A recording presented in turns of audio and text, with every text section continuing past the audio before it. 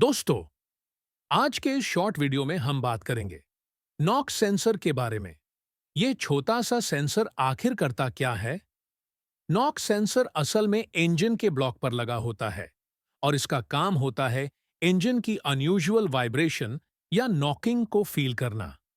जब फ्यूल और हवा का मिक्सचर गलत वक्त पर फट जाए, तो एक छोटी सी एक्सप्लोजन होती है, जिसे हम इंजन नॉकिंग कहते हैं। यह सेंसर एक सिग्नल भेजता है ECU को। ECU तुरंत इग्निशन टाइमिंग एडजस्ट करता है ताकि नॉकिंग रुक जाए और इंजन सेफ रहे। इस तरह फ्यूल एफिशिएंसी और परफॉर्मेंस दोनों इंप्रूव होती हैं। अगर चेक इंजन लाइट ऑन हो, पावर कम लग रही हो या इंजन से टिक टिक की आवाज आए, तो नॉक सेंसर चेक करवाना जरूरी है। तो दोस्तों, यह था नॉक सेंसर का शॉर्ट ओवरव्यू।